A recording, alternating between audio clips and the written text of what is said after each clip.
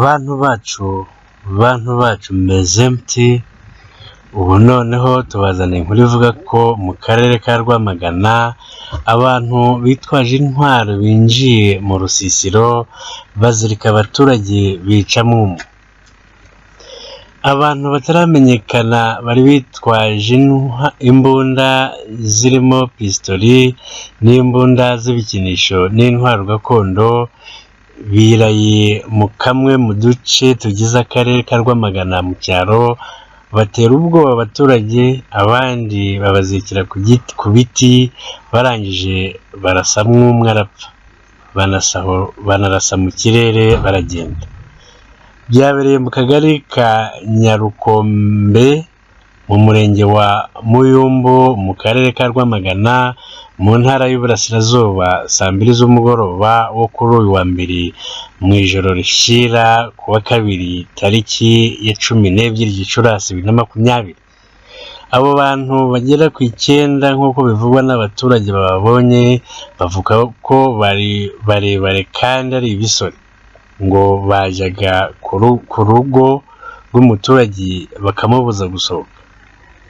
Abaturage bababonye bavuga ko uwakinguraga umuryango ngo arebe ibiri kuba bahitaga bamufata bakajya kumuzirika.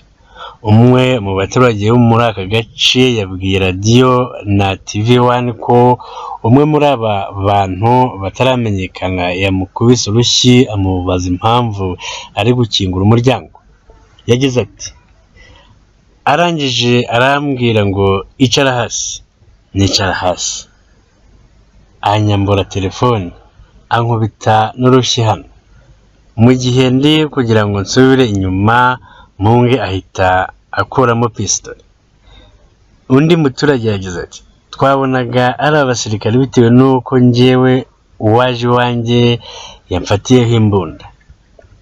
Muri aba baturage hari abavuga ko aba bantu bababwiye ko uwo bashakaga bamubonye.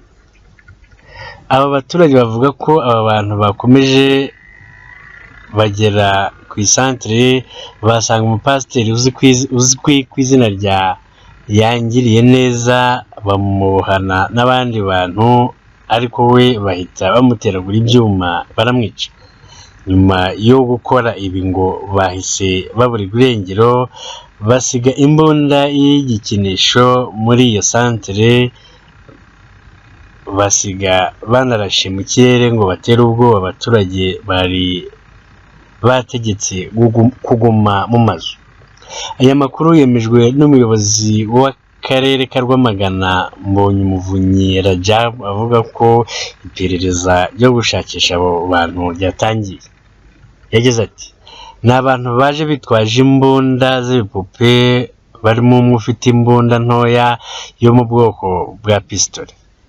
Baza mu kabari k'umuturage hano mubona duhagaze witwa Theophile, basangamo abantu bagera kuri 5 barimo n'umugore umwe. Abo basanzwemo rero babahambiriye bashira na scotch ku munwa. Umupasiteri wari muri bo niwe bateraguye ibyuma baramwica, barasohoka barasa hejuru bahasiga n'imbunda y'igipupe. Abaturage bavuga ko bafite ubwoba ko abo bantu bashobora kugaruka. Aho byabereye ni mu cyaro cyo mu karere ka Rwamagana ahegereye ku karere ka Kicukiro. Meya Rajab yagize ati, ntabwo bamenya abari bo, ariko inzego zibishinzwe zatangiye iperereza, zirimo zirabikora neza.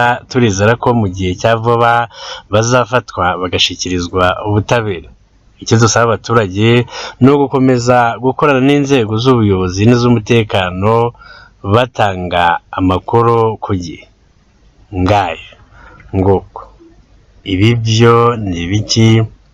Ese ikibazo yari umupasitori gusa? Ntawamenya, nabyo byashoboka. Iperereza niryo rizashira ukuri ahagaragara. Tubibutsa gukora subscribe bituma mubona video zacu zigisohoka. Tubaye duhagarariye naho ubutaha. Bye bye.